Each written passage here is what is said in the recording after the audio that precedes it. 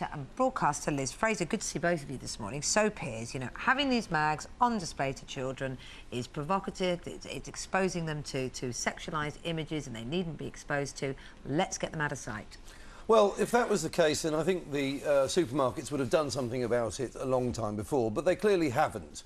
What has happened is that the supermarkets have been approached by this busybody group of sort of mother hens who've got a website, who are very overprotective about their children, and they've put a lot of pressure on the supermarkets who have caved in, and the only one who's got the courage to not cave in is WH Smith, and I applaud them for saying, hang on a second, you know, this is our business, how we portray these magazines, and we think about it. It's an ongoing issue. We've decided it's fine, and we're not going to give in to you lot just because you claim you've done a survey of your members of your website. It's absolute nonsense. There you go then. There's overprotective mother that has an issue with this. Represent the nation's overprotective busybody mother hens quite happily. This is not to do with prudishness. This is not to do with being prudish. It's to do with saying there are certain things which belong in the adult domain and there are certain things which belong in the children's domain.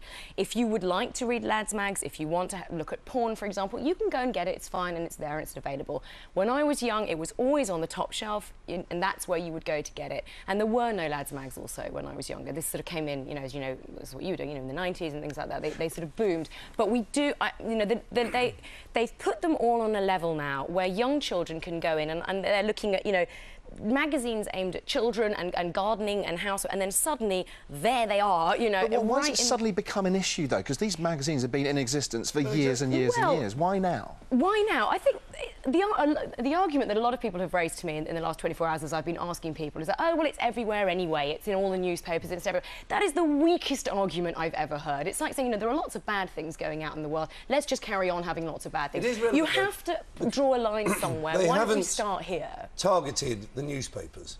Not yet. Well, not yet. Because they're too big, they're too powerful. The lads mags are an easy target, and you know.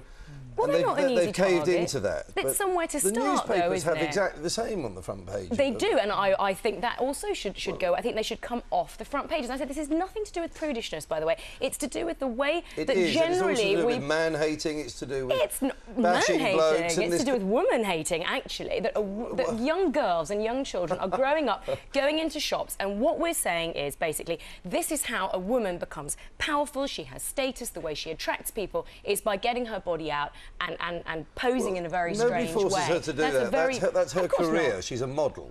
That's what they do. Oh, but no one's saying they should stop doing that. And if you notice on the front of women's magazines, there are an awful lot of women who've got their bodies out. I agree with you, and I think that... I don't notice that there's a problem with that. There is a problem with that. No, I think there is a problem with that. I think this is a start. Look, you've had this massive reaction, you know, online from mums' networks, you know, and maybe, you know, when you have children, you do become more protective of them and more understanding. It's a tiny minority group who have scared and bullied, politically correctly bullied, the supermarkets into this, because the supermarkets are worried about a backlash from women and from mothers who spend a lot at the supermarkets. But so they've caved in. Should we not listen to that? You know, I'm loving hearing you two. Absolutely brilliant. I think they're speaking for two very clear arguments. It's brilliant. If you agree with either one or both of them, then do check out the debate on Facebook, because you can continue the debate there. It's absolutely fascinating to hear you speak.